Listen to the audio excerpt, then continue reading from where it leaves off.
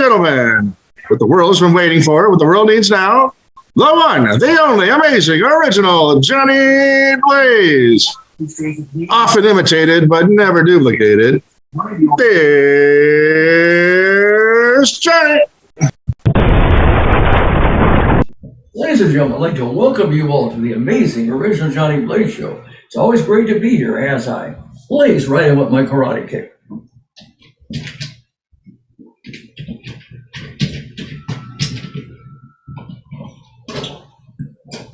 Let's have a blazing hot fun time. Why is car insurance always more expensive for men? Because most women don't have sex while they're driving. An old man celebrated his 80th birthday with his friends. They decided to play a joke on the old man. At the end of the night, they told him, "Hey, there's a woman waiting for you upstairs in your room." The old man quickly walked up the stairs and found an inflatable sex doll in his bed. His friends were waiting downstairs when they suddenly heard a loud explosion. The old man raced down the stairs. He was pale as a ghost. "What happened?" his friends asked. The old man replied, "That was no broker. She was a witch. I climbed on top and bit her lip. Then she broke wind and flew out the window." An old married couple went to the county fair and they approached a sign that read, "Helicopter rides $100.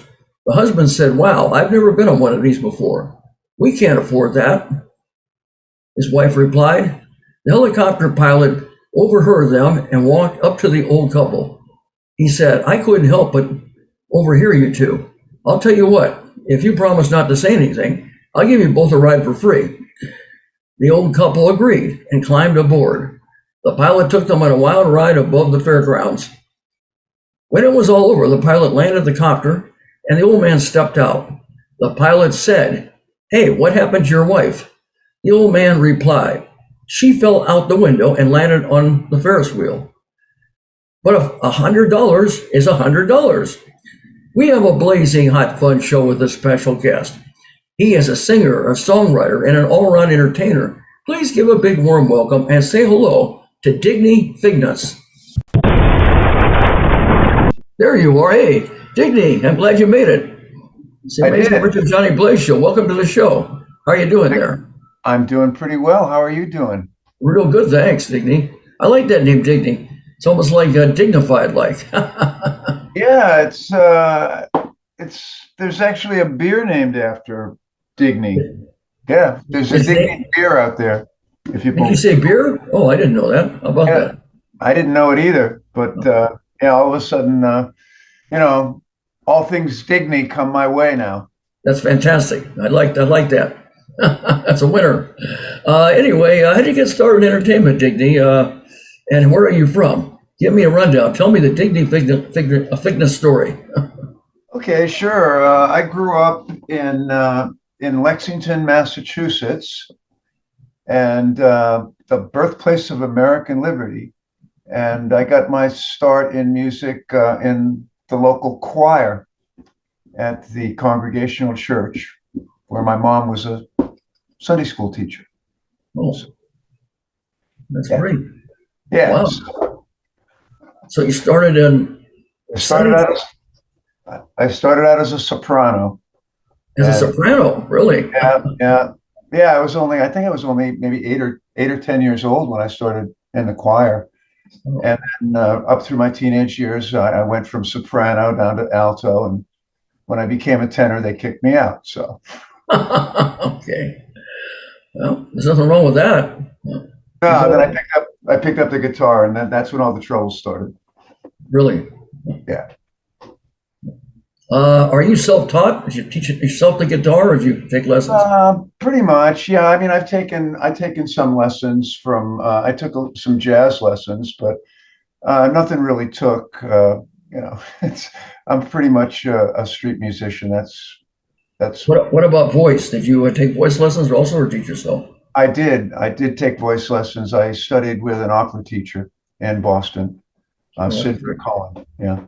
Well, that's pretty neat. She was, she taught some of this was back in the 80s. She was teaching some of the rock folks around town. There were two kind of vocal teachers. One, she was one of the main ones in Boston that were interested or working with the rock community. That's phenomenal. And Yeah, what, you play acoustic guitar or electric guitar or both? yeah. Acoustic guitar, electric guitar, ukulele, harmonica. Oh, wow. I started out as a bass player. You're multi-talented there, Digney. Yeah, man, I'm a triple threat. Got to watch out. Yeah, that's great. Let me ask you, who inspired you and is your favorite person as a singer and songwriter? Well, I as a singer, it's a different bag than a songwriter. I back in the day when I was starting to be influenced by the big English wave that came over. I started to get interested in the people that had inspired them, and so I got into blues, and I especially loved Billie Holiday and the way that she could sing and the way she could deliver a song. And so as far as singers go, I think Billie Holiday, Patsy Cline, one of my favorite singers, Joni Mitchell, another great singer, Van Morrison. So many terrific singers. And I mean, growing up as a kid, the music that I listened to, my parents were into show tunes. So, I was listening to My Fair Lady. I can probably sing every song from My Fair Lady to this day, Really? So, Well, yeah. musicals are great. They just don't make them like they used to. Those were phenomenal in the past, those musicals. Yeah, I mean, that was great music and really fun to sing along. And Right. you have to know how to sing those songs too. So that was between the choir and show tunes. I got a really good start as a singer. Phenomenal. Yeah, I know that Sound of Music is coming back now too. They're going to do an anniversary of Sound of Music. Julie Andrews has a small part in it, but it should be great. Oh wow! So they're bringing. She's actually going to be able to do a part. Wow, that's Right, but phenomenal. the original is always the best, of course. That was something. Uh, how would you describe the music you usually create, Digney? Is it would it be rock, pop, folk, gospel, country, jazz, or rhythm and blues? Well, I don't really try to classify the music. It's basically, if I get once I get inspired for a song, it's kind of wherever the song is going to take it. So I don't really want to put any kind of limits or style on that has to be the way that the song comes out.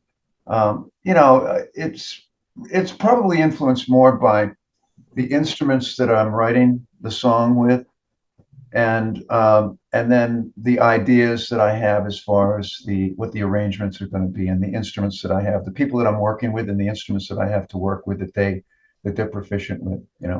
So there's no favorites out of them all that I mentioned to you. Do you like them equally? A rock, pop, folk, gospel, country, jazz, or rhythm and blues? Well, I love good blues, and I love reggae music and ska. I just went to Jamaica just recently, and I was down there on Bob Marley's birthday, which was a gas, man. What a wonderful time to be in Jamaica.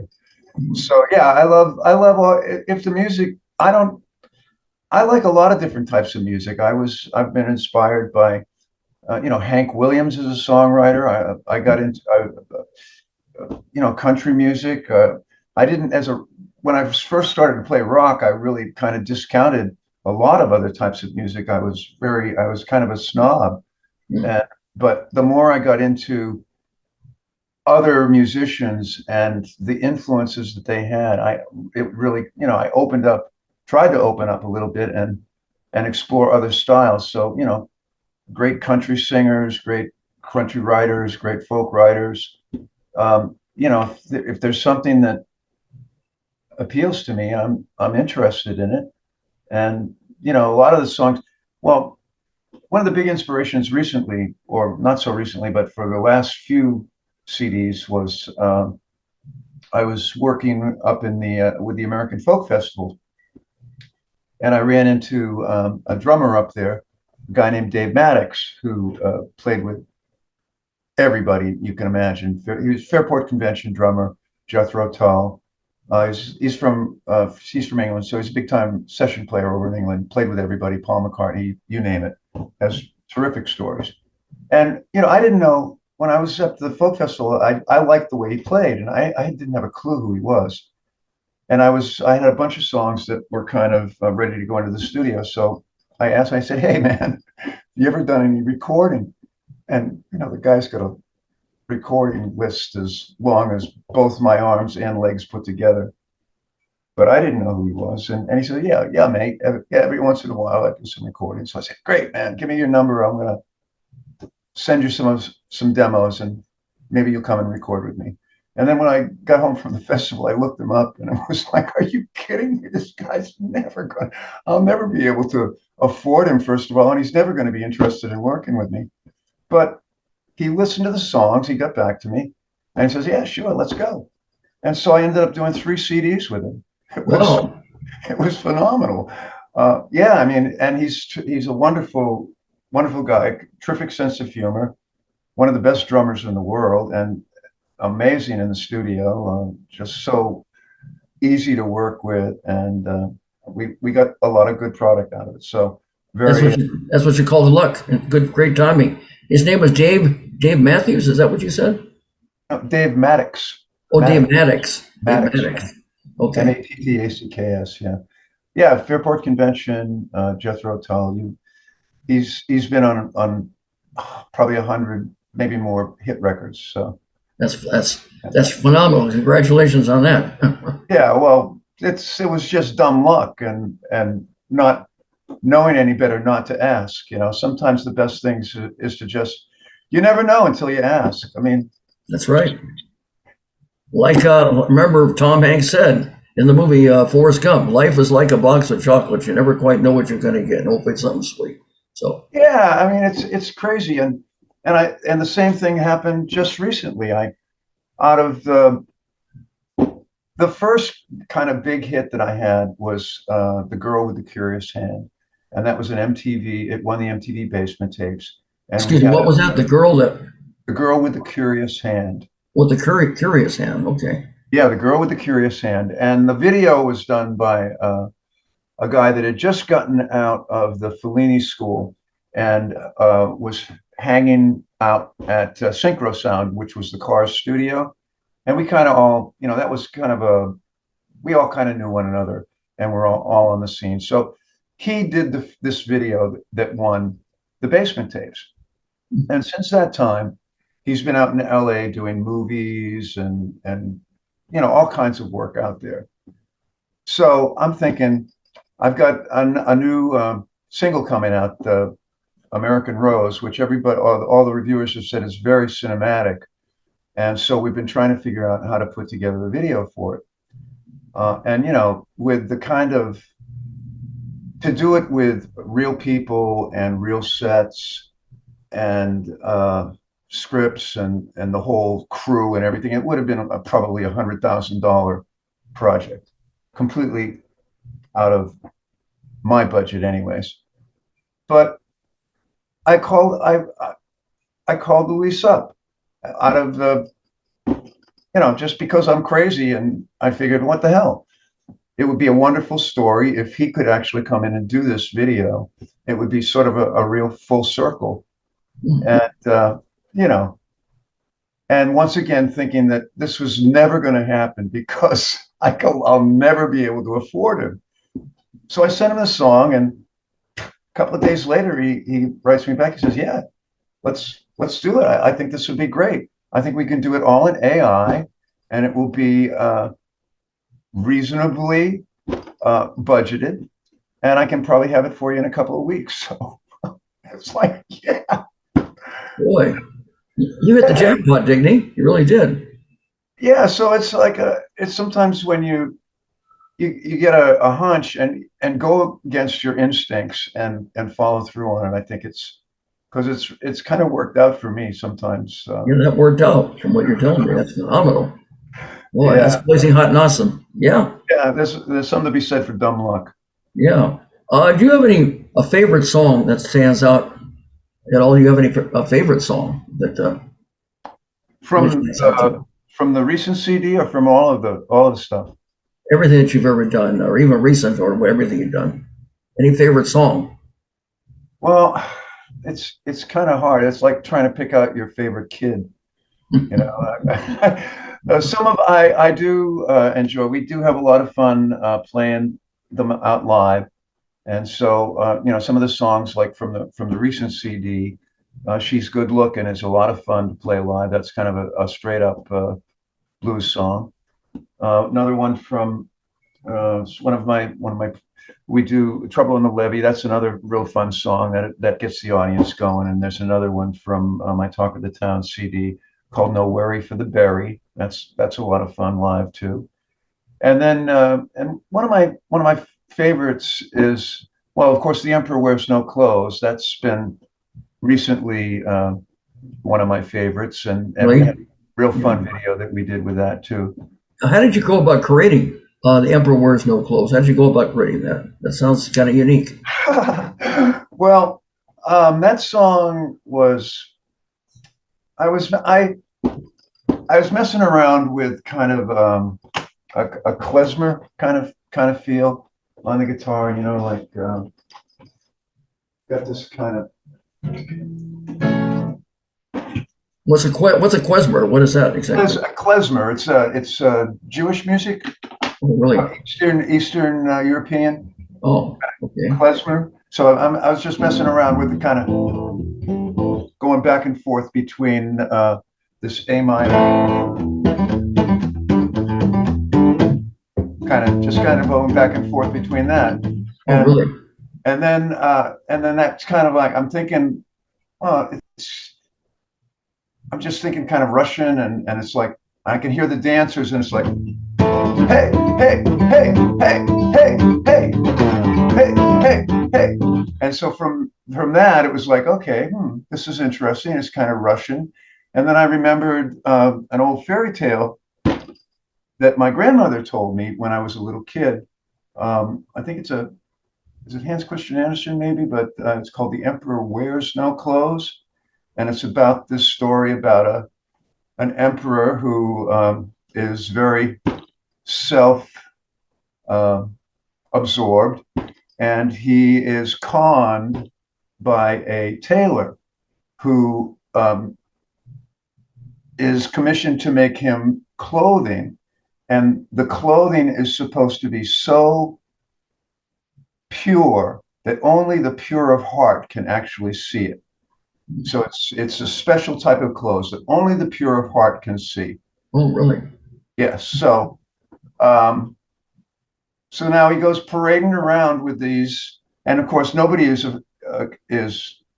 everybody's afraid to tell him that he's naked because that would prove that they're not pure of heart, right? That Oh. they've got some kind of evil going on, right? So he goes out parading in the streets, and everybody is like, "Oh yes, the Empress new clothes, wonderful, wonderful, wonderful." Except this one little kid who points at the Emperor and he goes, "The Emperor is wearing no clothes," and then that's the kind of Yeah, moral of that's an interesting concept. Emperor wears no clothes; he goes around naked. But your background, your music in the background, it's so catchy the way it's done. It really is. Yeah, well, I had a lot of fun with it. The mandolin, my friend Chris has been playing with me for a long time, and he did a great job with the mandolin part. And another buddy of mine played the spoons on it, which was really kind of a fun thing. I hadn't really put spoons on any recordings before that, so Oh, but it did add an extra kind of interesting element to the rhythm. So yeah, that's fun unique. stuff. Yeah, it was fun stuff. What would you say now? Okay, how are you able to handle deadlines? Terribly. You handle them very well. Okay. I suck at deadlines. Come on, man. Oh, I see. I mean, you know, well, I made it to the show tonight. Yes, you did. So Yes, you. I'm glad that you did. That's fantastic. Well, we provided with all the everything possible to make it easy for you. yeah, well, I'm proud of myself. I managed to make it. I mean, it's not you. I don't do a lot of interviews at 11 o'clock at night. So, I got you. but Well, I am. welcome to the inner sanctum.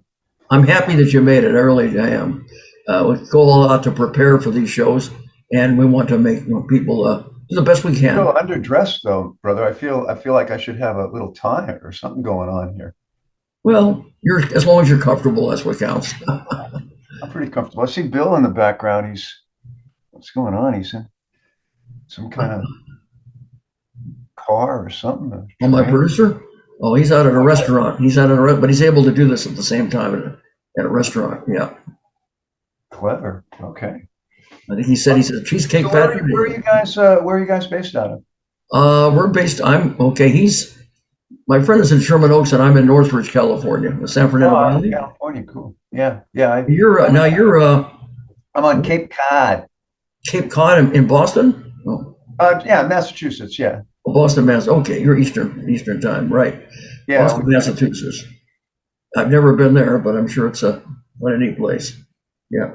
Yeah, I mean, it depends on what you like. Cape Cod is pretty nice. It's got a lot of diversity down here. It's kind of winding down right now. It's the end of the sea. After Labor Day, everything kind of winds down. I got you. Well, that's good. That's all cool. What would you say, Digney, has been your most challenging performance? Performance? Yeah.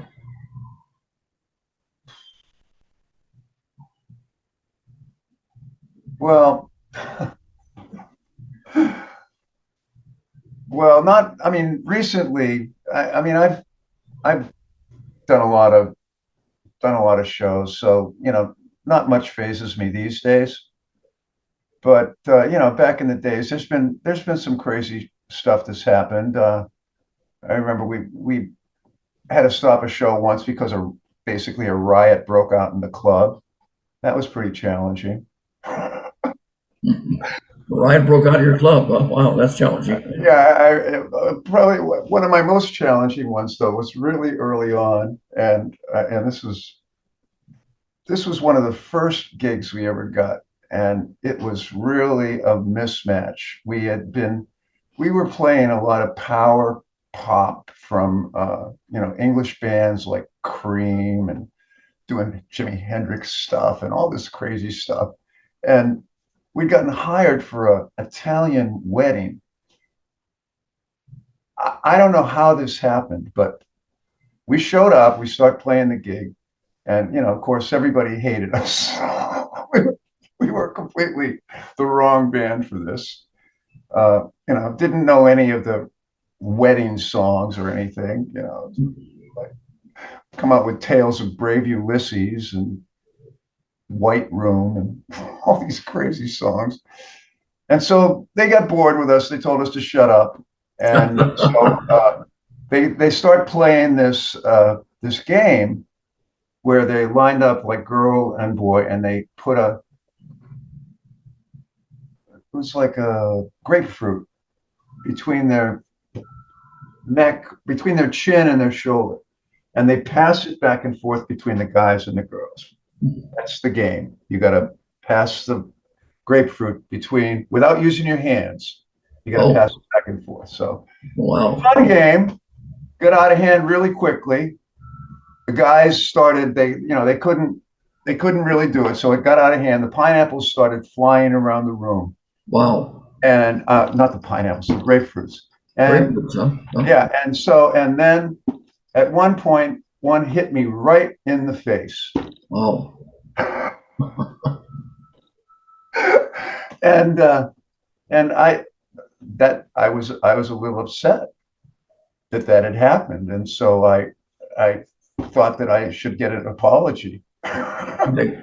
Did you get an apology for that? No. What ended up is that they decided that they wanted to kill me rather than apologize. So it ended up the guys, holding people back, which they're probably all pretty much drunk at that point anyways, but they didn't want to hear about apologies. So the guy went off his rocker, and it ended up people holding people back, and that we had to kind of get out of there really in a hurry. And wow, it was just that sounds like a challenging disaster. Yeah, that sounds like probably. Is that the most embarrassing experience you would say you've ever experienced in your complete career as a singer and songwriter? Well, no, probably not. No, that's not the. No, but I don't. If I have to go think back, that's going to be too much PTSD. So, but there's been, you're coming up and when nobody starts out being great. You gotta you usually if you're knocking around and trying to put band together when you're starting out, you're usually going to suck, and you're going to suck for a long time probably until you figure it out. And and during that time period, there's going to be some weird mayhem that's going to happen. So just expect it. So basically, you're a survivor, and you do your best, and you learn, and then you move on. That's all. That's all Yeah, you do. if I haven't been scared out of it by now, it's too late. I got you. What's a creative process for like when you record music? For the recording process, different than the writing process, you mean? Yeah. So What's your creative process when you record music? What is? You must have well, a creative. I kind of, when I'm writing the songs, I can kind of hear in my head what I want to have for the arrangements. And so, you know, when I get into the studio, I'll bring in the players that can add the instrumentation that I can kind of hear in my head. And then hopefully, they're going to be able to perform more or less in the style that I'm thinking about. And I give them direction. Don't want to stay off the vocals. Get your space, make your space, and make your statements. Start to echo some of the melodies, and so people understand melodically what they're supposed to do. And it's a question of you start with with most recently I would start with a drum machine track so that it would I'd have steady time, and that way if you need to edit, you're not going to have any problems with timing issues, because the timing will all be the same in the song, right? So you can take sections of the song and you can move them if you need to, if you want to do an editing process. And sometimes that's important for the arrangements of the song, because you need to cut things down time-wise or repetitive-wise.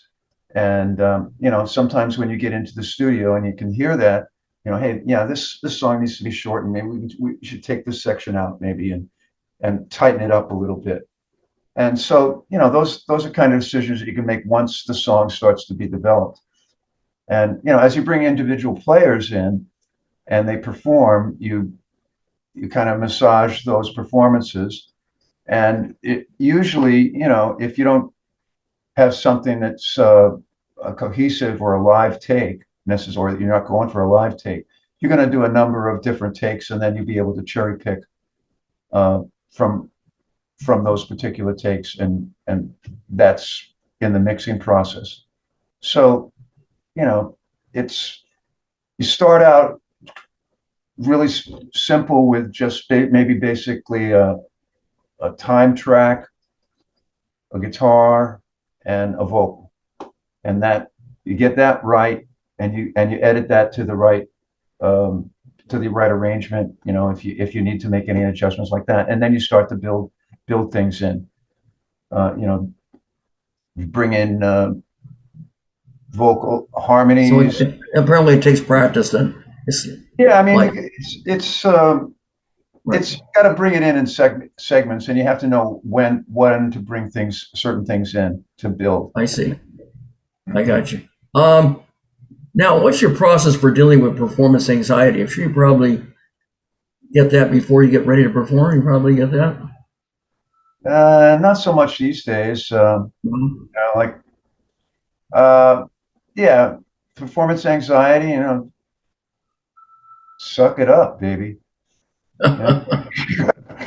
Once you hit the first note, I mean, at least with me, once I'm into the first verse or the first chorus, and nothing is blown up, then I'm okay. I get a little nervous when equipment breaks or when things aren't working the way that they're supposed to work. Those kind of minor aggravations, they're distracting, and but as far as worrying about the audience, not so much. Just technical stuff. Well, you just do your best. That's all you can do. Yeah, I was going to ask you about it. If you ever had a time where you perform and it's called Murphy's Law. If anything go wrong, it can and it will.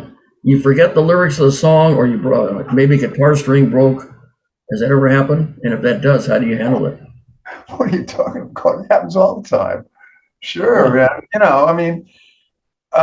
Yeah, that happens all the time. And you just keep on, and then you figure out where you are in the song. Yeah, you'll probably be all right. The string breaks, you just keep going. I've got a guitar that's on stage, a spare guitar, because I play pretty hard. So popping a string, not an unusual thing. So I always have a spare guitar on stage, ready to go. Good idea. That's good. What about forgetting words? Does that ever happen? All the time. Sure. So what do you how do you handle that? What do you do? Keep going. Just keep going. Act like it didn't happen. Okay. If you forgot that line, maybe you'll pick up the next one. I got you. There's rejection throughout life, but especially in entertainment. You have to have tough shoulders, right? Tough constitution. How do you handle rejection? Well, keep going. I mean, you can't put so much stock in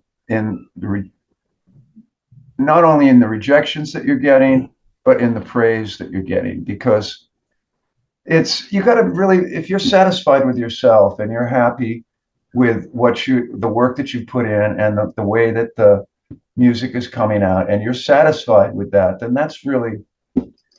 that's all the criticism that you need. The other stuff is all got to be like a duck, let it roll off your back, because it's not going to be productive. It's not going to help you, right? Unless they are being sincerely trying to help you, and they're being critical to help you, right? And by offering a positive suggestion or a positive way for you to improve yourself, and that's okay. But other than that, so that's called constructive, positive, constructive criticism. Constructive criticism is going to build you up. The destructive is going to bring you down. You don't want that. Remember Ricky Nelson? He was one of the great singers of his time, and in Madison Square Garden, they were going to throw rotten eggs at him because he wasn't singing his earlier hits. So he created the words in the song and performed at the garden party. So if you can't please everybody, please yourself. So that's true. Yeah, it's, without a doubt. And if you take people too seriously, it can mess you up. I mean, I worked in a comedy club for a few years as a sound guy, and so I saw a lot of different comedians come in, and I saw Sam Kinison come in one time. Oh yeah, and famous guy. He came in and he started his routine, and somebody said something in the audience that just, you could tell it really got to him. And heckler, because it was a heckler there. Yeah, and he wasn't able to continue performing. It was something that really touched him, that really vicious kind of like, are you happy that you're not, that you're in this shithole, or something to that effect. It's like, ouch. So yeah, it's not, if you got to be careful when you criticize, especially if you're going to criticize a performer. Understand they've worked hard to try and actually be good and to be entertaining to you, and so you should try to give them a little bit of benefit of the doubt. Well, that makes sense. Well, comedians, they know how to handle this. They get this all the time. They get heckled by the crowd. They have to know how to Well, handle it. yeah, sometimes they're good at it, but sometimes the crowd wins. Well, you got to control the heckler, otherwise the heckler's going to control you. That's for sure. Yeah, that's without a doubt. Right.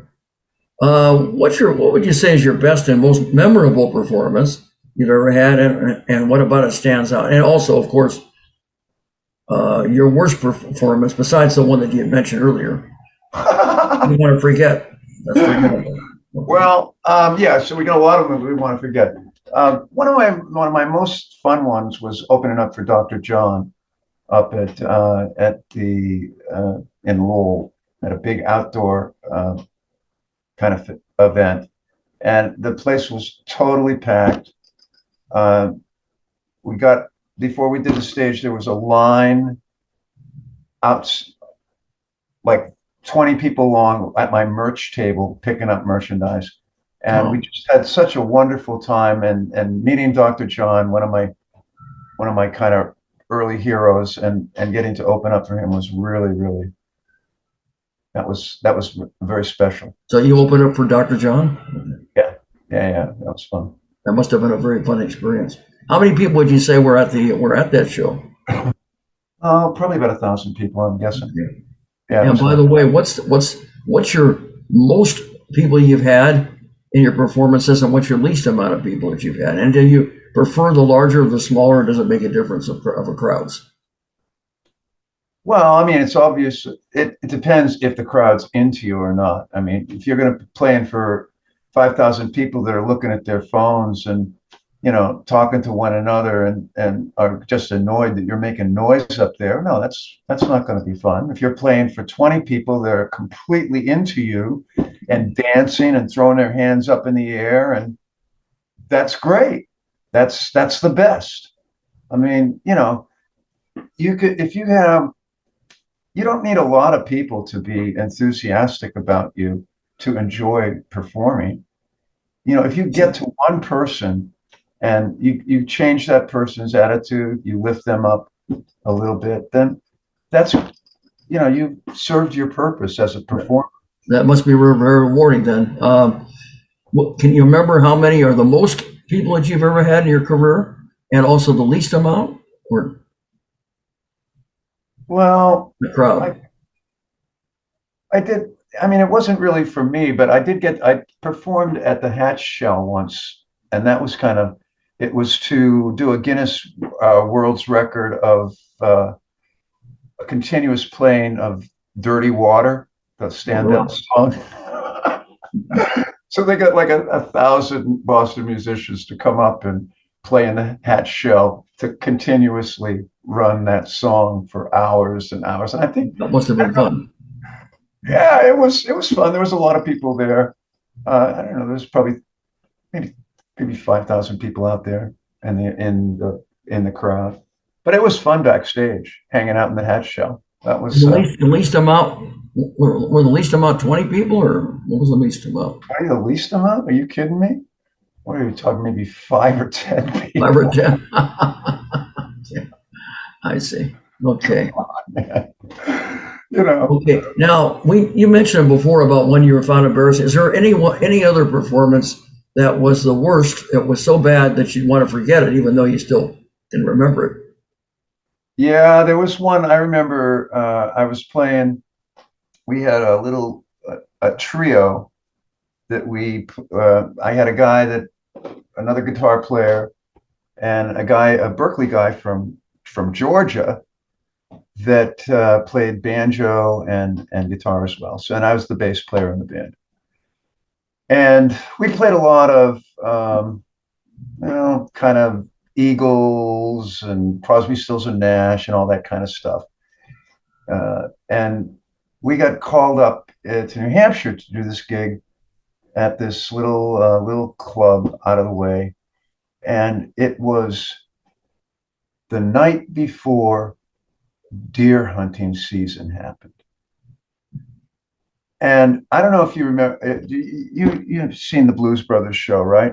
You've seen that movie where they're playing in the country bar and there's like mesh up and the people all throw bottles at them and stuff, and you know. Right. So we're on this little itty bitty stage, the three of us, and there's kind of a bar, you know, like you tie a horse up to on the front of the stage, and so that's separating us from the audience. And out in the audience is it's full of shit-faced, I'm going to go kill deer tomorrow guys, and they are completely out of their minds drunk and leaning on this post like into our faces like Wow. You know, to play this song or that song. And so that was bad enough. We're way up in New Hampshire and too far to drive back that night. So we were expecting to be put up at the place. And so the guy's like, really? Oh, okay. And so he puts us up in this room that no beds. It's just the floor. And he tosses a couple blankets, I guess. And there's a fireplace there, thank God.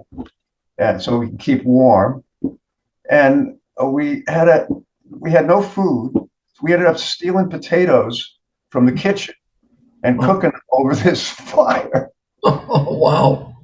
What an experience. What an experience. This is like the gig from hell, you know? That sounds like it. Yeah. You were probably glad when it was over, right? Oh yeah, I was glad when it was over. Well, of course, we woke up the next morning with gunfire all over the Gunfire. What a way to wake up. Oh boy. It was nuts. So yeah. No. Welcome to the. It's not pretty. I got you. Now, how do you energize an audience, and how do you get the audience? Do you have audience participation, and if so, how do you get the audience to participate? Yeah, we got a few songs that people sing along with, like that "No Worry for the Berry" song. That's a fun one, and you know, some of the songs are based on you know, personal experience, or at least that's, you know, some of the inspiration. Some of these songs are actually pretty weird and funny, and I explain that to the audience. So you know, you'll get a little bit of the backstory behind the songs, and some of the stories are actually semi-entertaining. So how do you get the audience to participate in it? Do you have to lead them in a, you know, like the wave or some other thing to get them started and get them? No, just get them up dancing. I mean, most of the songs that we do are pretty much up tempo, and so you get people up there dancing. Okay. And you know, You never had an experience where people were just yawning and saying they're really bored? You never had that? at my shows? Are you Yeah. kidding? No.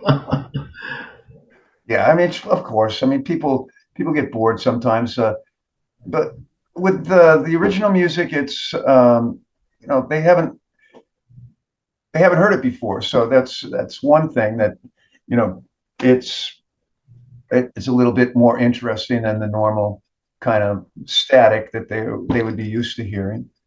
I see. So we kind of mix it up, give them some things that they are used to hearing, and then drop in something that would be a little more eclectic to get them interested. So you just change it up into different things. I got you. Yeah, and try to, and like I said, try to get them involved with the song a little bit. Tell them a Oh, little yeah. bit about the song, so that That's important. Audience participation. Once you get them to participate, that means that they're involved and they're really enjoying it. That's important. well, hopefully, we're Right. ready to throw a grapefruit at you. Do you do any meet and greets and sign autographs and take photos at your shows at all? Yeah, if people want to, sure. You know, we've got the new CDs that are out for sale now, and at the show, so that's a good thing. And I'm, you know, I'm very approachable. So if you want to come up and say hello to me, I'm more than happy to talk to you. And So, okay, so you got meet and greet, any signing of any autographs or taking photos, does that involved also in your shows? yeah, I like people. Sounds like it. If you don't, you're in the wrong business, right? I'll say hello. Hey. Yeah, why not? Why not? That's what it's about. You want to entertain people. You want to have fun yourself. If you're not having fun, you're not entertaining people. Well, you better do something else. That's yeah, exactly.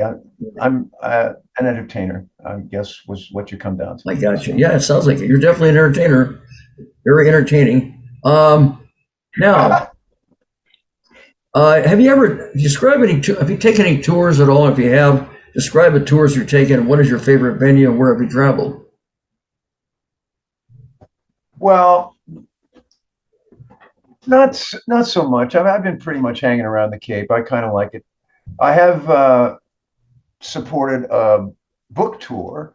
I actually my significant other is an author, and she wrote this book called The Tin Ticket, and I did some editing. I actually edited a lot of the book, and so she actually dedicated.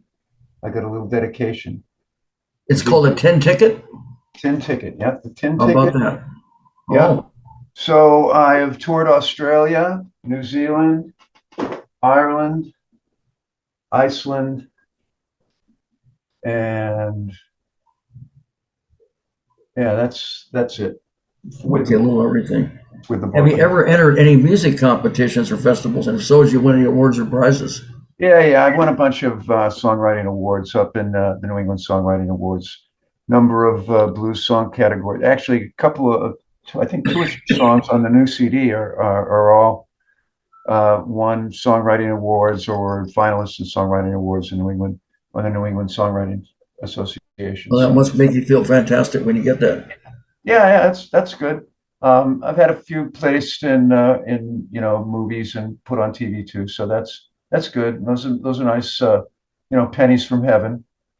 Oh, pennies from heaven. I think Bing Crosby did that a long time ago, saying that. Yeah. Well, no, it's like it's like surprise checks arrive every once in a while. So that's Oh, nice. residual checks every once in a while. Yeah, That's nice. yeah. It's Well, like you're mentioning Sam Kinison. That's right. I remember he did a comedy parody on Elvis Presley on the song "Are You Lonesome Tonight," and it was hilarious the way he did it. yeah. Well, Yeah, good guy. yeah. Yeah. He was something. He was a real character. Yeah.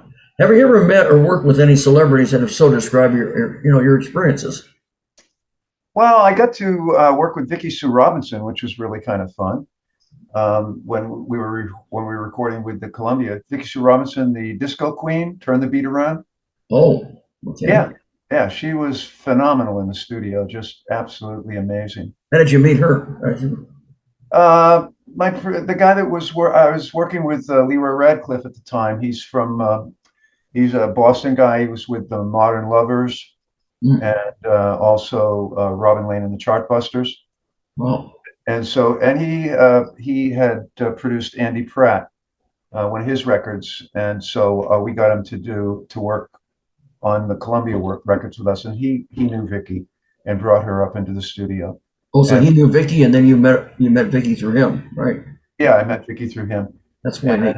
and yeah, she was amazing to work with in the studio. Really, really Well, amazing. And then of course Dave Maddox, and he's probably one of the bigger celebrities that I know. And then right. the Cars, we used to hang out with those guys.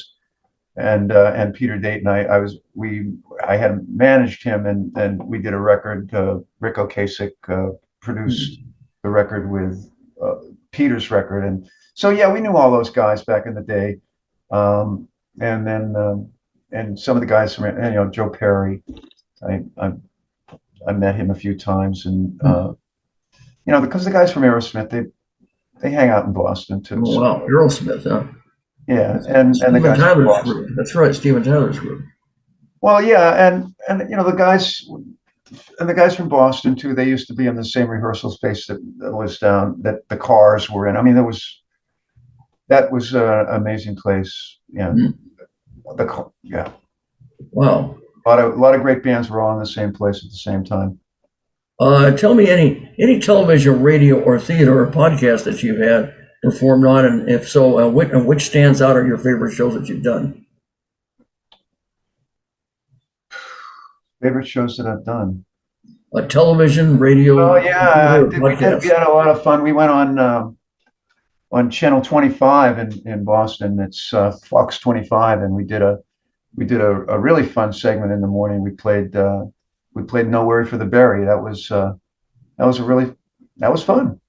Mm, Fox News. Yeah. Fox News. Well, not Fox News. It was the local Fox station, Fox Station. Channel 25 in Oh, Boston. 25 in Boston? Okay, great. Yeah, it was really fun. So any other television, or is that the one that, that's it? Oh, that's the one that kind of stands out. There's been some other, little kind of appearances. I was a judge on a TV show for a while, a talent show, community auditions. I was a judge for Oh, that really? for a while. Did you ever do any radio or local theater at all, or podcasts? Uh, I No, I haven't really done any of that kind of stuff. Although I have been interested in looking into doing some local theater. I because I know all these show tunes. I'm perfect for it. So that would be fun. People are creatures of habit, because whenever they always say, "How's your podcast going?" And podcasts are popular, yes. In podcasts you can only hear it, right? Ours is better than a podcast because you can not only hear it, you can actually see it visually. It's a video cast. But you know what? They don't recognize that. They go right back to the podcast. But this is live now, right? Right. We're recording it live. It's going to be on YouTube and Facebook when it comes out. But okay, so this is the live show that people can actually tune into. oh yeah, people if they know the information on this show, they can actually hear it while we're doing it. But if not, then when it comes out on YouTube and Facebook, they're going to be able to see it there and hear it. Cool. But it's not just a podcast, because by a podcast you would only be able to hear it, and that would be it. That would be limited to hearing. Ours, you can not only hear it, you can visually see it. So it's a video cast is what it is. But even though it's easy concept, right? You can hear it, not just hear it, you can hear it and see it. People are creatures of habit. When you mention that, they just ignore it, and they just say, well, that's a great podcast. Isn't that cool? Isn't that something? They go right back to podcast again. Who knew? People are funny, huh? Yeah, people are something else. What are you going to do?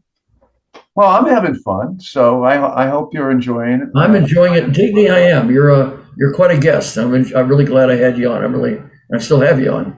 I'm having fun with you. They're talking to you. All right. I enjoy what I'm doing. So. And you're doing a good job at it.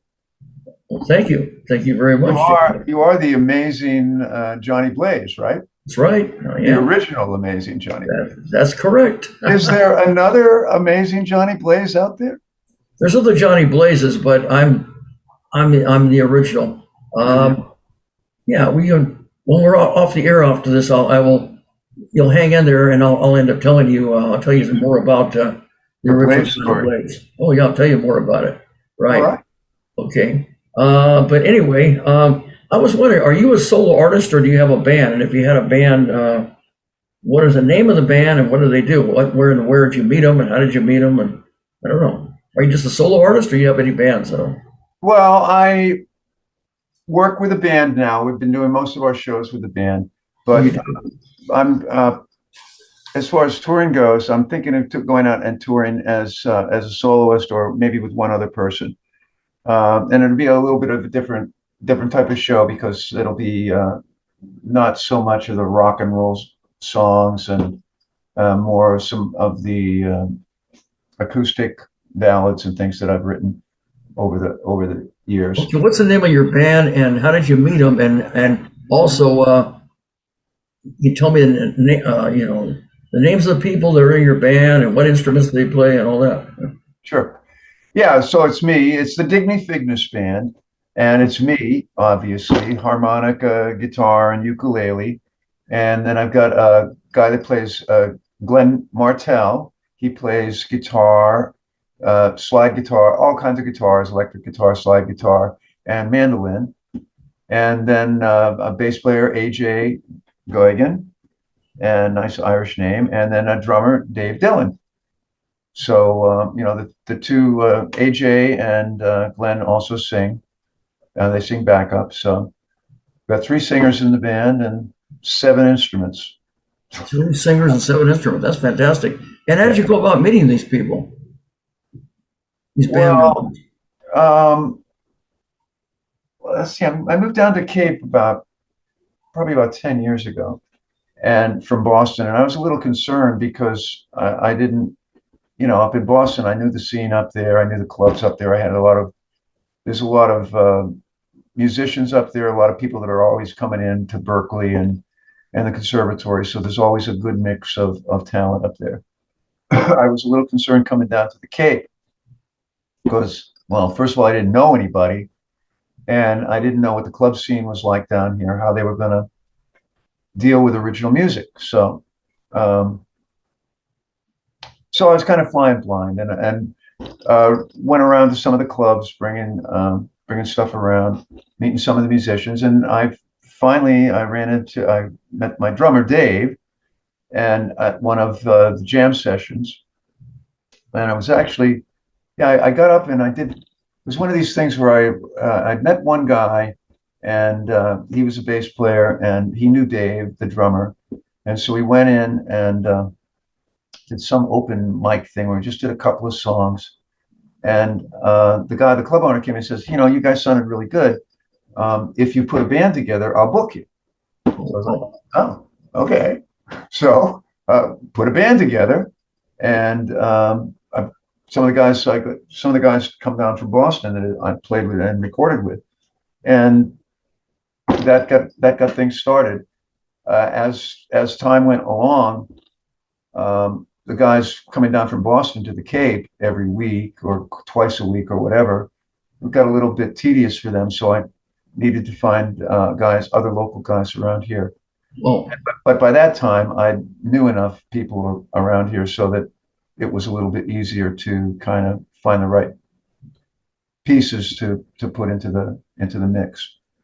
So now I've been working with the guys, the current lineup, for probably about 2 years now.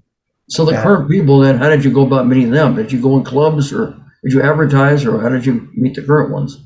All word of mouth. Oh, was I see. Yeah, it's all word of mouth, and That's the best way. references from other musicians that I trust their opinion. So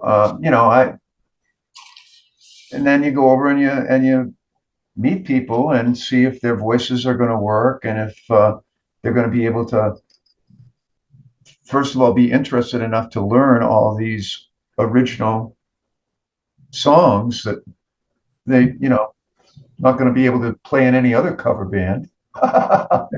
Now, let me ask you, do you prefer cover music or original music, or you just like them equally? I would prefer to play original music, and if I'm going to play a cover, I want to be able to do an original take on it. So Right, you want to make it your own. That's right.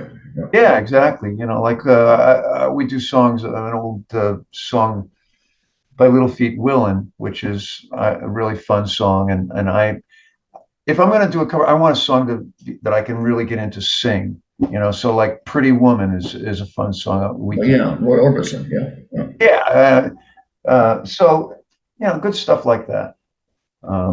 One of the Waterboys songs is that we do. So. Does it make any difference? Do you prefer slow ballads, or do you prefer up-tempo songs, or does it make any difference to you? Well, if I'm working in the clubs, then up-tempo music is generally what will work. Get people up, get them exercising, get them thirsty. The club owners like that. I see. That's good. That's good. Now, would you like to collaborate with anyone at all, Digney? Sure. Yeah, I'd love to collaborate with anybody. Springsteen, give me a call. All right. So you'd like to collaborate if you could. And anybody you'd like to open up for? Sure. Paul McCartney. Love to open up for him. That would be phenomenal. Yeah, I mean, of course, that would be phenomenal. But sure. There's a lot of folks that Marsha Bell, I'd love to open up for her. She's phenomenal. That would be great.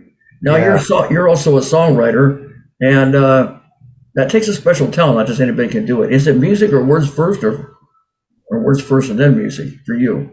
And how do you come up with ideas for writing songs? Well, it's never the same way twice. Sometimes it's, like I was working with that kind of klezmer feel with the Emperor Wears No Clothes, and I'll be working with a guitar or with a particular riff on a guitar, or a particular um, sequence of chords that I particularly like or lends itself to whatever. And and that will evoke little bits of lyrics. And sometimes it'll be like all come out at once, and it'll be, like in 15 minutes, there'll be a pretty much complete idea, and verses and choruses and the whole kind of bit coming together. And other times it's like pulling it out like a little string, and just a couple of words will come out, or a line will come out here and there, and the song is kind of trying to tell you what it's about, and you have to kind of figure it out. It's, I don't know if I'm the writer of the songs, or if I'm just the guy that's finding them and bringing them to life, So each situation is different. So you can't say if it's music coming first or words coming first. Yeah, it's different every time. Sometimes I'll be, some songs I'll be out, and I'll see something. It'll be a look or an interaction between two people, and it'll just kind of set something, motion going, and Oh, and then it'll be like, okay, so now I've got an idea, a concept of what this needs to be, and then the music will fit to that. I And see. other times it's the music, like, like I said, I have a certain particular rhythm that I want to work with, or a particular riff that I like, and I'll fit the words to that. So it's different every time. It's different. Okay, there's no standard way. What No, about any ideas I, for writing? What are your ideas for writing songs? Is it through experiences or anything else? How do you come up with ideas for writing songs? well, like I said, sometimes I can actually I'll want to write a particular type of song. Like when I was doing the follow-up to the Trouble on the Levee CD, they talked about that as kind of being a Cajun opera. So I actually wrote a second chapter to that using the same characters, and Hmm, writing songs that would go along with what that character would do. I So see. to develop a story, and that's one approach. And sometimes it's just like I said, there'll be a particular a look or an interaction between two people, Hmm. kind of triggers something. Like, I have this song that we did with the Columbia called "Another Girl," and that I just saw this guy that was dancing with this girl out on the dance floor. And while he's dancing with this, and the girl she was a knockout, she was beautiful. And while he's dancing with her, he's checking out all these other girls on the side. And so I'm like, that's interesting. Boom, song. So he's like a playboy type. He's acting like he's interested in her, and he's like looking at other girls. Yeah, yeah. It's just like, yeah, I see. So basically, you observe people and experiences, and then through that, you come up with ideas. That's what you're telling me. yeah. Sometimes, pretty much. That's yeah. And the songs from the current CD are. I think you could probably say that's pretty accurate, because a number of them kind of reflect the headlines and the times that we've been going through in the last few years. How many singles and LPs and albums would you say in your career that you've produced? Well, I've got let's see, what have we got? Six, I think, now, that independently, plus the the Columbia one, that was an EP, and then there was another one before that, the Starstruck one, and so yeah, so there's I've at least recorded probably over 70, maybe 70, 80 songs. That's quite a bit. Yeah. How many LPs would you say and extended plays have you put out? Let's see, that's the three plus the double, so there's four. There's four plus a double CD. So that's that. Four Wow. full-length CDs plus a double anthology CD.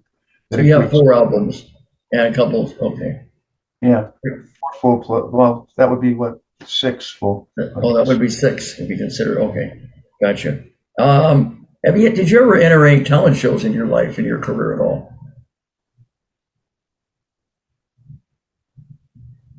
I think. I don't know if I've No? ever entered a talent show. I mean, other than open mics, I don't know. No? I Okay. I can't really think of anything that, no. So you never did audition for any or anything at all, entertainment at all? Any roles? I might have done I did an ad. I did a couple of ads, and I auditioned for a couple of things. But yeah, so there's probably some old tapes lying around of me Okay. somewhere. All right. So It would be good for some blackmail for somebody. okay. So you did a few ads, some commercials. It sounds like. Okay. Yeah, we did. I did a couple of things. One thing that was, oh God, I can't even remember what it was for. Some Universal TV thing down in New Jersey or something. I don't know. I was playing a singer in a band. A big stretch. Something fun. Yeah. Back when I What is was your in opinion about the talent shows now? The current talent shows like America's Got Talent, X Factor, The Voice, American Idol. You feel that they really benefit aspiring people who want to make it entertainment? Think they really benefit them? It's it's a good platform for people. It does get you exposure. So, I mean, as far as that goes, great. You get exposure. Is it good for music? No, I don't think so. Why is that? Because, you know, it's like I said, you gotta be in some garage someplace, some basement someplace, figuring your shit out before and and going through that process. And I think that's where you'll break out of the box. This is it. Everything that's all boxed up. It's all very processed and very, Hmm. very much kind of the same. And so if you want something that's going to break out of the box, you got to kind of you got to avoid that. Well, It's I mean, it gets exposure, but you got to sign their contracts. Yeah, they're looking for something that is a great story with a great entertainment value combined. So Yeah. even if you try out for the show and you don't get it, doesn't mean you don't have talent. Just means you're just not what they. Yeah, well, there's lots of talented people out there that never get recognized. And I mean, but it's the same. It's one of those funny things. I mean, when we're putting the band together in Boston, and you had all these musicians from all over the place, the Berkeley guys, and then you had all the street people, and you'd almost prefer to get somebody that was one of the street musicians than one of the Berkeley guys, because the Berkeley guys had been trained too much. They didn't know, they didn't understand how to not be that way. They didn't understand how to necessarily improvise as some of the blues guys did. Right. That didn't even know how to read music. So, it was an interesting kind of mix sometimes. And not to say that, the Berkeley guys aren't talented. Of course, they're very talented, and some of them are extremely, extremely creative. But, on this, when we were putting together something from the street up, and we were really kind of more of a punk band than anything else, we weren't looking for anything that had polish. We wanted something that was more authentic and gritty, and had scraped knees and bloody noses. So that was kind of the vibe we were looking for at that time. Well, once you sign a contract with them, you got to do what they want. you're no longer independent that way, and hopefully it works out. Some Yeah, I people mean, it well, works that's the out, some same. people it doesn't. Yeah. That's the same thing with any kind of any one of the big record companies or any of that kind of stuff. You're really kind of locked into what they want and how to and how they want to present you, and that's a big advantage because they do have a super platform, and they've got.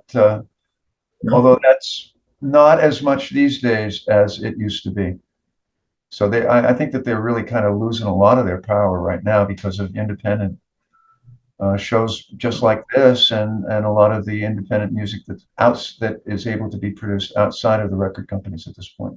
Well, I think it's good to that's it. What's nice about entertainment, you want to lift people up and make them smile and inspire them. You don't want to tear them down. That's for sure.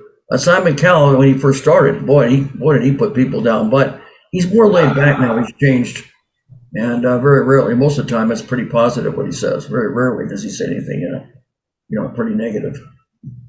Once in a while, he might, but Well, I don't know. I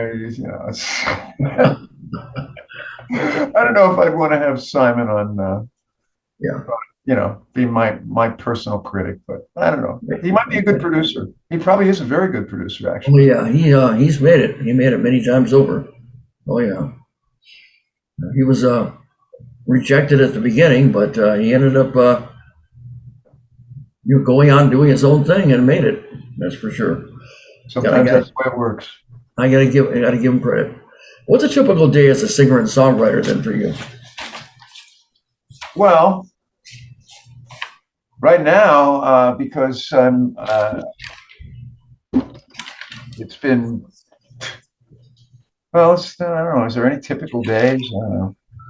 I've been pretty chill recently, so haven't been doing a whole lot of shows. But I get to, I get my guitars all around. I've got my Oh, wow. all my, and I've been doing a lot of video stuff. I kind of had a rock star day yesterday, which was kind of fun. I went into, I work with I teach guitar, and one of my guitar students Oh, you is, teach guitar, really? Okay. yeah, I teach guitar, yeah. Okay. And one of my students is a guy named John Oman. He calls himself the autistic cowboy of Cape Cod. Wow. And John he's a remarkable young man. He's a high, what they call high functioning autism at this point, but he was nonverbal until he was 5 years old. And like I said, he's a remarkable young man. I'll just show you one thing for a second.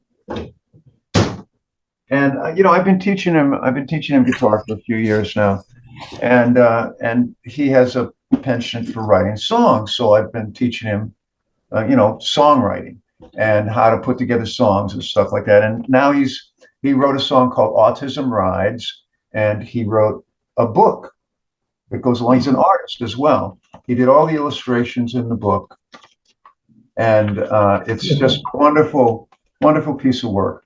So anyways,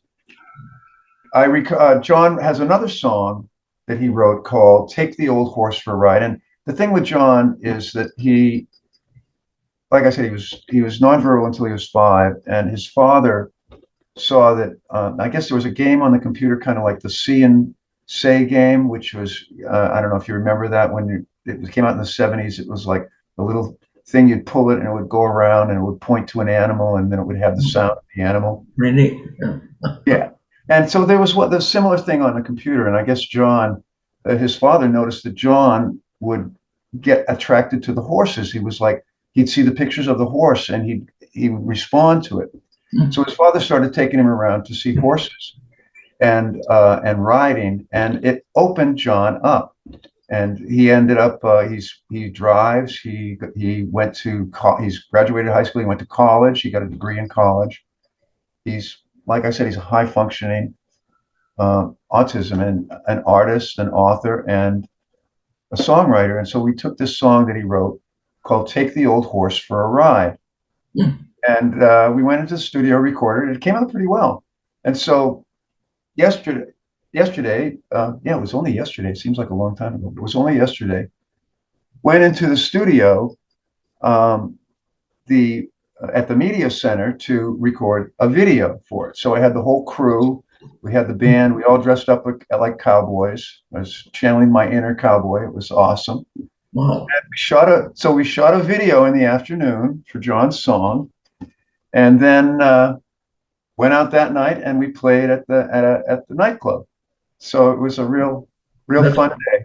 that's cool. What about music videos now? That's what you're talking about. How do you go about doing that? You really enjoyed creating music videos, right? Yeah, well, that's we're getting into it now, and that's I've been doing a lot of time over at the media center. So learning how to do editing and putting together, working with Premiere pretty much at this point, I see. and working with maybe some of the AI stuff. But that's been another learning thing, and we've been putting together. But the videos have been getting some good response. I've been starting to put together things called Adventures in Disneyland, which is kind of nutty stuff. So Adventures in Disneyland. Well, I like Adventures in that. Disneyland, yeah. Got a Not couple. Disneyland, but Disneyland. All right. Disneyland, yeah. We're working with Disneyland. That's cool. I like that. Yeah, so the first one is learning how to fly, and that's so that one's out there now, and I've got another one now, shooting horses, where we took John out again to see if we could shoot some video, live or raw video for his song. Wow. Yeah, Sounds yeah, like he's got a that great was an teacher in you. interesting It sounds story. like you're doing a great job teaching this autistic student. Yeah. Well, yeah, we brought him out. He came to the show last night too. So, and we usually bring him out to sing a song, and it's tough because he always gets such a wonderful reaction from the audience, and then we have to follow him. So it's kind of sucks, you How know. did you, by the way, how did you meet the student? Did you meet him at a, Well, I don't know. Let's see. His folks had a party, and his mom was in a Pilates class with Deborah, and so Deborah and I were invited to a party over at their house, and uh, John came up to me and says, "Hi, I have autism," and I was like, "Wow, that's cool. Nice to meet you." And I started talking with him about horses, and I don't know, they kind of I related to him, right? I probably half autistic myself, so that's probably why. But I was able to relate to him, and then I don't know. A few weeks later, he called me up and he says, "My mom says that I should take guitar lessons from you." I was like, "Okay, how about that? It let's worked go." out. Yeah, and I mean, it's he's got certain challenges certainly as far as that goes, but I do think that it's been rewarding for me. As much as he's learned from it, I've gotten more out of it than I think he has. So You're both getting something out of it. That's wonderful. yeah, well, I mean, how can it's I'm an old Boy Scout. I was an Eagle Scout, so You were, I want to try and give it back a little bit. Every time I work with John, it's like I'm doing my good deed for the day. that's fantastic. That really is. You're lifting him up and inspiring him, and it's at the same time you're enjoying it and you're learning yourself. So that's phenomenal. Yeah, win-win, right? Win situation. That it is. Oh yeah. And you obviously love singing and songwriting. That's your life. And what is there about singing and songwriting that really appeals to you? Well, I don't know. It's probably my. Well, I mean, I'm a ham. I like performing, and I'm blessed that I was able. I can sing. I can actually kind of sing in tune. So I'm kind of blessed in that way. And if it would really be, um, if you don't use the talent that you're given, it's really kind of a crime. Um, Right. I I've I've been so lucky, and it's always been my savior. Music has always kind of gotten me through the toughest spots. So it's Well, always it's always been my friend. I can go to my guitar, I can cry on it, I can laugh with it. It's not, it's not going to judge me. Music is wonderful. It really is. It can lift you up. You can be in your depths of despair. When you think about music, it makes you forget about the bad. That's what's nice about entertainment. Forget about it. There's plenty of bad in the world. You have to look hard. That's all over. But you want to lift people up, smile, inspire them, entertain them, have fun with them. And that's what's nice about entertainment and about music. When it's working, yeah, when it's working.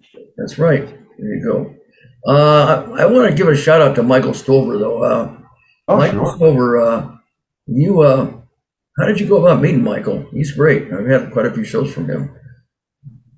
Well, when I finished up the CD, I wanted to be able to, I understand, once you finish the recordings, you're just really at the beginning of the road.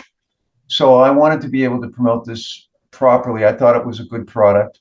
And I had worked with some radio folks before that kind of guided me to some other folks that were doing radio that guided me. So it's like, who you know. And then I had talked to a number of people who do promotions and management. And Michael seemed like the right fit. He, it's like, it just seemed like the right fit at that. Did you see him at some kind of event or somewhere, or somebody introduced you to him, or how did that work? No, I just, this based on his reputation. And So you contacted him then? You contacted him? Okay. I did. I contacted him. I reached out and, I'd reached out to a number of different folks I see. and sent them the product and see what they thought. Michael seemed to have the best idea on how to promote it, and so that seemed to make sense to me. Well, he's fantastic. He really is. He knows what he's doing, and he loves what he's doing. He does a great job. For you, Yeah, I think he's been doing a really terrific job. I'm very happy with what's been happening. So okay, great. great reviews and having wonderful interviews. So Wonderful. getting up there. Digney's working out, that's for sure. What's your favorite part of the entertainment business? Would you say it's recording music, writing songs, or in-person performances, and why? Oh, performances is the most fun. That's definitely the most fun. Yeah, I mean the recordings. That's labor intensive. It's a lot of sitting around doing nothing or listening over and over and over again to the same bloody thing. And that's the same process with songwriting over and over and over again. And you get it right. What is there about in-person performances that you really love? Well, everything about the performance is spontaneous. Well, not everything about it, but the spontaneity and you never know what's going to happen.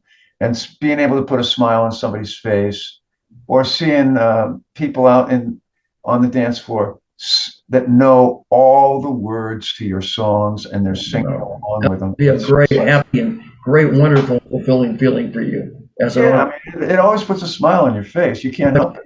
Yeah, my favorite performer, Elvis Presley, an inspiration. He said he missed the in-person performances. He loved the audience reaction and electricities in the audience. It made him feel fantastic. He had done 31 films, and so he missed that. And when he got into that, he really loved it. Yeah. I mean, the audiences are the best. They really that makes it all worthwhile if you get the audience out there and they're on your side. Then there's nothing better than that. You get great feedback, right?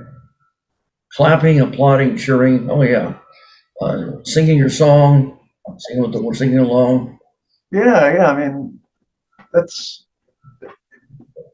must be a wonderful. That must be a blazing hot and awesome feeling for you, Digney.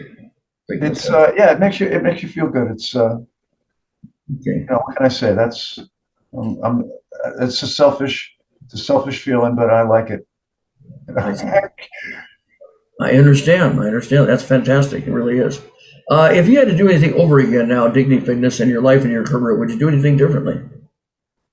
Yeah, I'd probably do a few things differently. I've screwed up plenty, but I don't know, because it's like time travel. if you go back into the past and you change something, it changes everything in the future. So I don't know. I'm pretty happy with the way things are now and what I've been able to do. And so I don't know, going back and changing stuff. Well, so you don't think you would do anything differently if you had to do anything over again, your life and your career? Oh, I'd probably do a lot of things differently, but would I end up in the same place? Probably not. No. Would I end up in a better place? I don't know. You're a happy camper. You're happy and satisfied. So, Well, it depends on the day. okay. You have a great attitude. Yeah. No, I think that you're pretty happy with the way things turn out. Maybe you would have done something different. You're right. But the fact is, everything turned out the way you wanted it pretty much. So I don't think you have any regrets on what you've done. Well, not dead yet, still. Digney, do you have any current projects at all? I'm sorry, what? Do you have any current projects right now? Well, yeah, the video projects that I'm working on. I've got that video project that I'm doing with John on the Take the Old Horse for a Ride. I've got another video that Luis is working on for American Rose, and I've got another Adventures in Disneyland video that I'm just finishing up, and another one that where I did a mountain climb on this insane trail up in the White Mountains that I'm putting together. That's going to be another adventure in Disneyland, but that's right now, that one's like 3/4 of an hour long. So I got to cut it down to about 15 minutes. You don't have time to be bored. You got plenty of things going on there, Digney. Do you have any future dream projects that you haven't done yet, but you really like to do in the future? Well, I'd like to, a couple of friends of mine have been suggesting that, and I've been getting some actual really good feedback from Europe. And I'm thinking that I would like to go over and do some touring in Europe.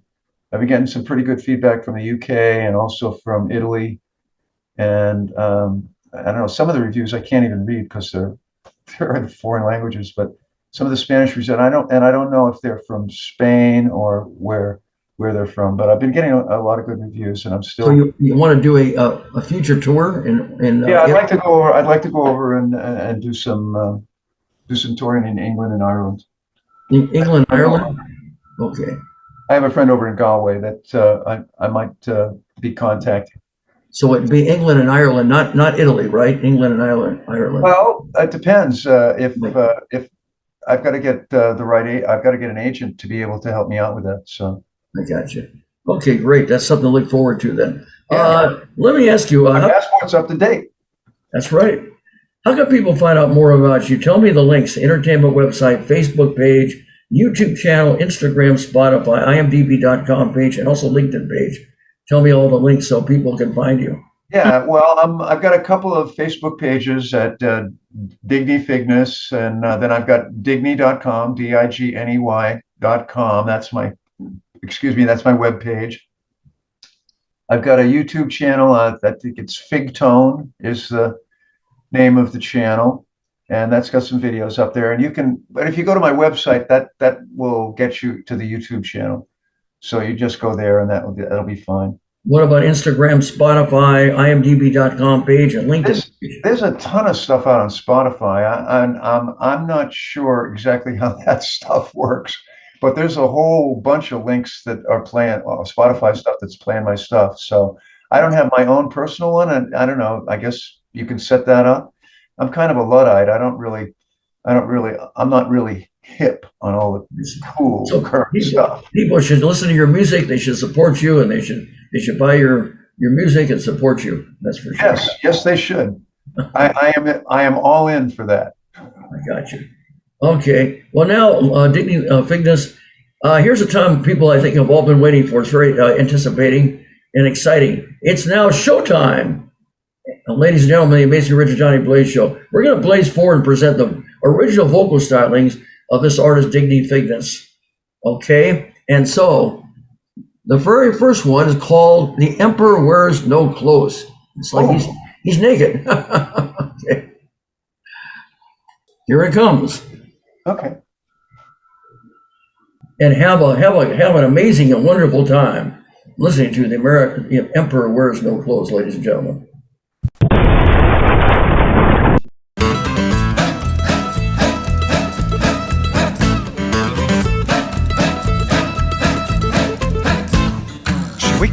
in the morning, picks up a cup of joe, talks about the latest, then pretends she doesn't know.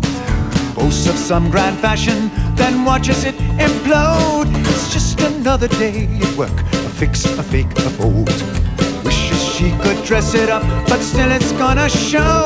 'Cause everybody knows, everybody knows, everybody knows the emperor wears no clothes.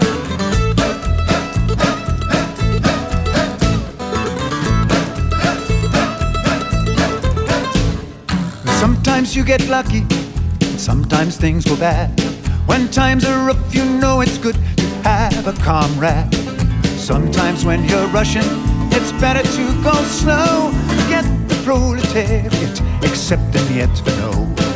Wish that I could dress it up, but still it's gonna show. 'Cause everybody knows, everybody knows, everybody knows the emperor wears no clothes.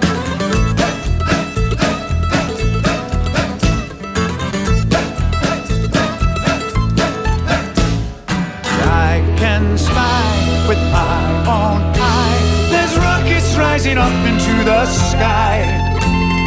Why, oh why can't someone try before it all explodes? 'Cause everybody knows, everybody knows the emperor wears no clothes.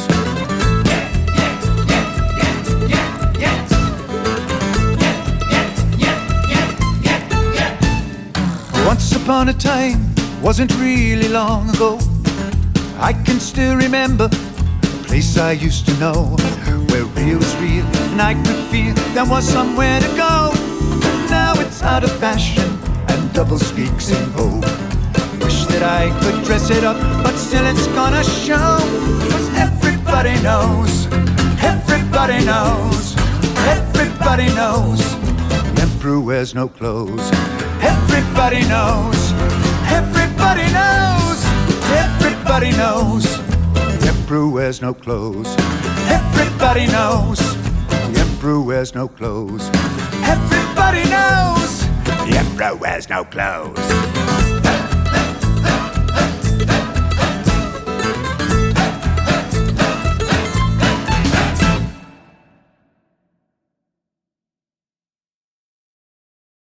I with my own eyes.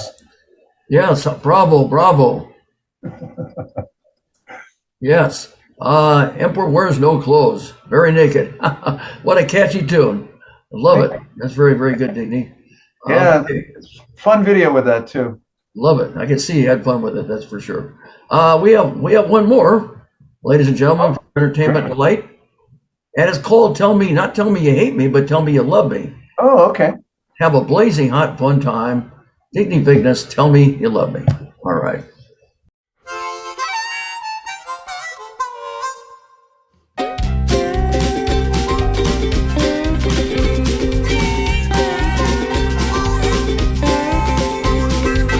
Tell me you love me before I have to go. Say you're thinking of me. I'd really like to know if I can still thrill you the way I used to do. Tell me that you love me, that your heart is true.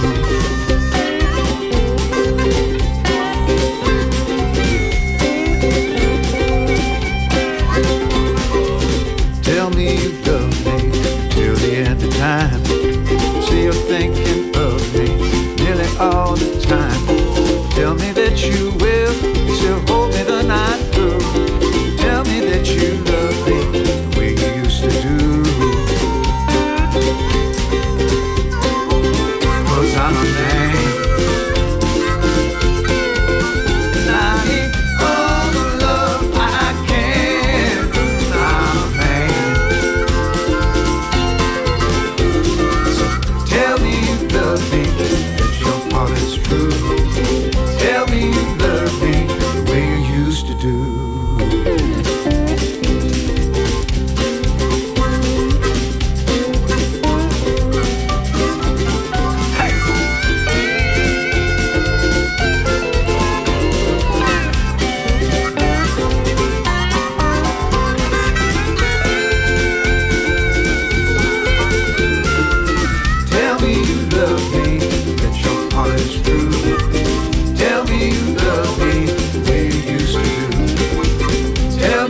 love me till the end of time. Tell me you love me and always will be mine. 'Cause I'm a man. I need all the love I can, and I'm a man. So tell me you love me, that your part is true. Tell me you love me the way you used to do. Tell me you love me till the end of time. Tell me you love me and always will be mine.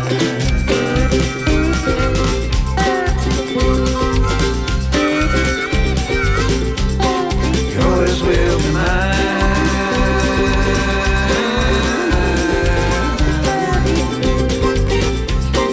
Yours will be mine.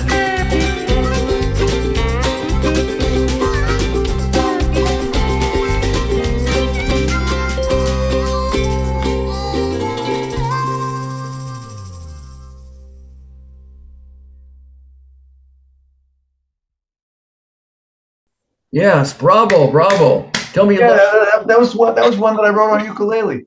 you know that in the ukulele? Ukulele? Wow.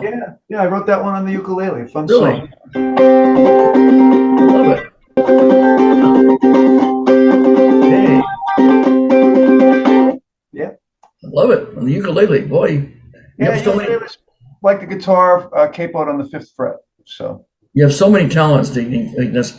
I really enjoyed having you on as a guest. You've been a delight. It's very entertaining and a lot of fun. And the time has gone by very fast.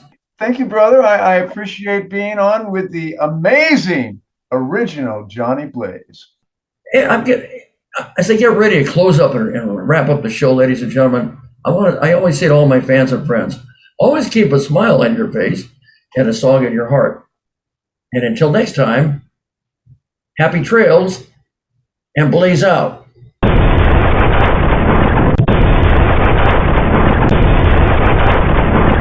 Ladies and gentlemen, if you would like to be a guest on the amazing original Johnny Blaze show, please send us an email to amazingoriginaljbshow@gmail.com. All of our guests receive a complimentary DVD of their appearance on the show, and every episode appears on YouTube and Facebook, where we receive at least 3,000 to 5,000 views per episode. Always remember, we are much better than a podcast. We can be seen as well as heard. And don't forget to subscribe to our YouTube channel, The Amazing Original Johnny Blaze Show. And now, ladies and gentlemen, the amazing original Johnny Blaze has just left the building. Good night. God bless. Thank you so very much.